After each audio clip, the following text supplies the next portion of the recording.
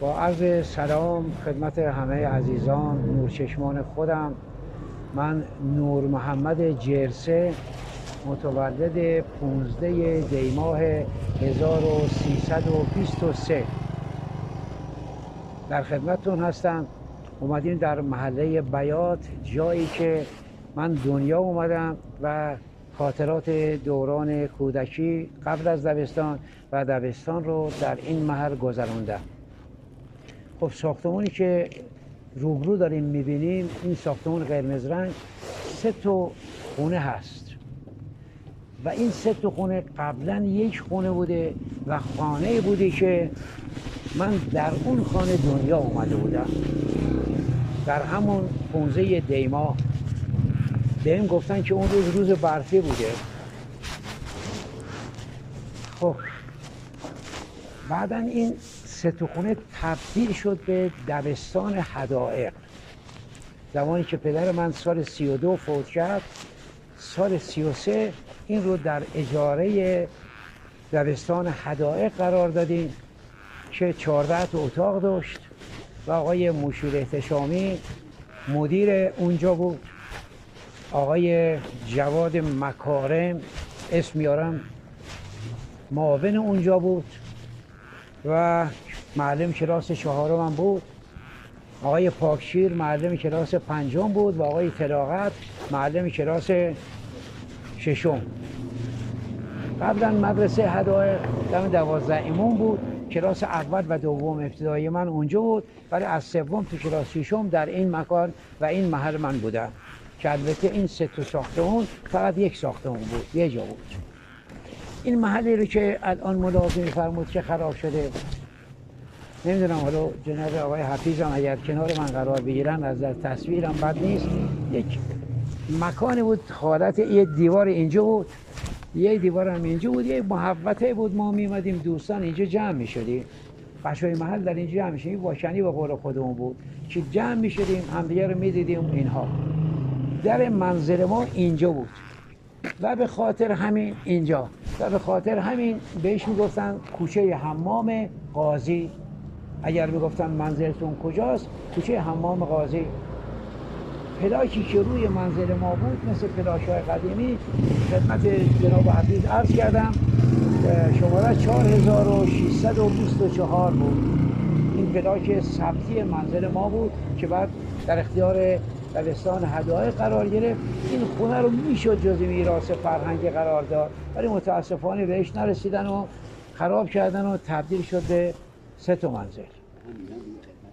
ما 2 راه میتونیم از این قسمت که هست بریم، هم میتونیم از طریق کوچه حمام قاضی شروع کنیم بریم، هم از این طرف. میخواد از این طرف میریم، بعد برمیگردیم میون قسمت بعدی. در همسایگی ما یک بانوی بسیار فرهیخته و فرهنگی به نام خانم مارشال پیر غیبی، خانم پروین مارشال پیر غیبی در همسایگی ما بودن که منزلشون اینجاست. متاسفانه نمیدونم چرا جلو در منزل ایشون دیوار آوردن بالا، تملک شده و بعدش هم باز از حضورتون این دیوار و این ساختمون است که من زمانش کوشش بودم، محشور بودم به این بانوی بزرگوار. میمدم گاهی اوقات در میزدم و ایشون با عصایی که داشت میمدم در و علاقه زیادی هم با من داشت. ایشون صاحب کتاب دیوان شعر داره که اگر یه وقتی دوستان مایل باشن و بخوان میتونن از حضورتون از دیوان شعر ایشون استفاده کنن. از فرهنگیان به نام بود و مدیر دبیرستان دوشیزگان هم بود که مشهور بود در اون زمان در شیراز. یه خاطری که من دارم، یه سگی داشتن ایشون که این سگ از نژاد ژرمن بود و این سگ اسمش هم شیری بود. صبحا این بانوی بزرگوار یک زنبیل گردن این سگ مینداخت، نوشته هم مینوشت و پولم در داخل زنبیل مینداخت و بعد این سگ میرفت در مغازه ها جنس میخرید و میمد. عصرا هم این سگ رو یک کراواتی گردن این سگ آویزون میکردن و تو این کوچه شروع میشد به حرکت کردن، خیلی سنگین، خیلی موقت، خیلی زیبا. اینجا که امامزاده هست، سید جمال الدین از بزرگتون از زمان قدیم بوده. البته این محجر نبود، ما میمدیم اینجا شمع روشن میکردیم، گفتن مراد میده حاجت روا میکنه و این امامزاده هم به این صورت بود. اینجا منزل آقای اسد سنگابی بود، نانوایی بود. پسر ایشون آقای مصطفی اسد سنگابی از دبیران بسیار خوب ریاضیات شیراز بودن، مشهور بودن، هستن. منزلشون اینجا بود. هم سن و سال خود من بودن و هم بازی دوره قبل از ابتدایی من و دوره دبستان هم با هم بودیم. به همین صورت که هست.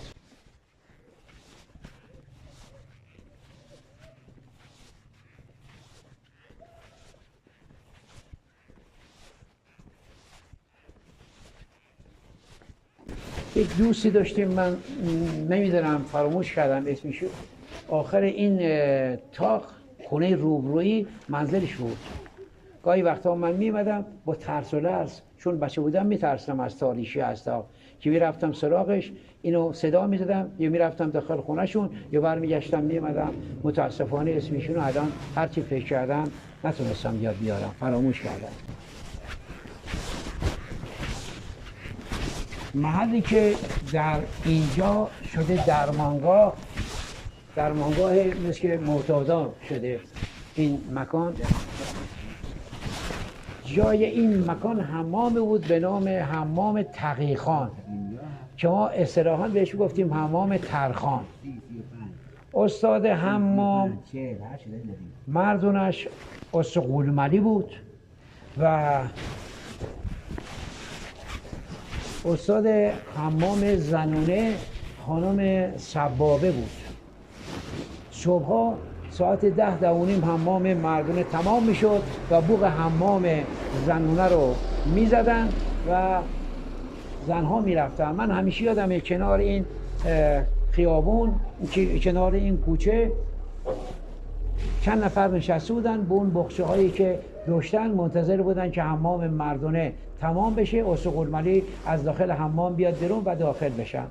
خانم سبابه نمیدونم یه بیماری داشت که این بنده خدا سرش روی تن این خانم ثابت نمیموند و شروع میکرد به حرکت کردن و حرکت دادن به طور مداوم این گردنش و سرش رو، و خب از دور که میمد مشخص بود که این خانم سبابه داره میاد.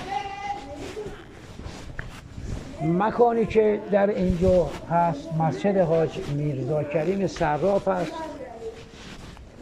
محلی بود که در دوره ابتدایی بود که من درس میمدم در این مکان، در اینجا درس بخوندم و در زمانی که شیفت مدرسم نبود، چون یه هفته صبح بودیم یه هفته عصر بودیم، به این صورت چرخش داشتیم، محل درس خوندن من بود.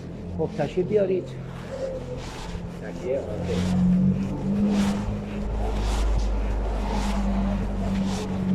خاطرات زیادی من از داخل مسجد دارم. گاهی اوقات رفتیم پشت بام گربه نوروزی جمع می‌کردیم نزدیک این.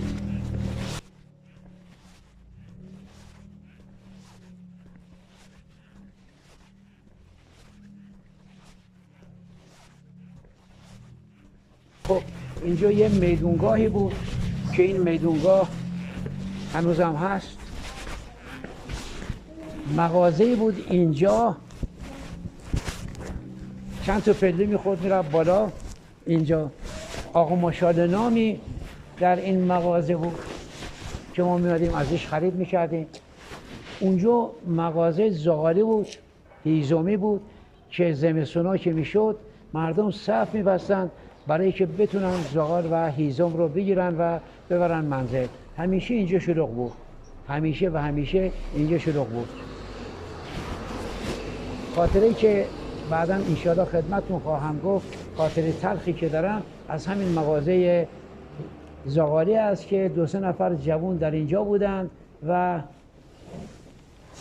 منم 5 سالم بود که علاقه زیادی به کبوتر داشتم. اینا به خاطر کبوتر منو فریب دادن، برداشتن بردن در مسجد نصرالملک اون قسمت انتهایی مسجد که چاهی بود و 2 تا منبع آبم کنارش بود، اون رو اونجا منو 3 روز زندانی کردن و میخواستن که از بزرگتون به اصطلاح گروگان گرفتن که از خانواده ما پول بیرن تو منو آزاد کنن. ولی خب بعد از 3 روز به کمک مرحوم عمم و پلیس آمدند و منو نجات دادند. تشریف بیارید.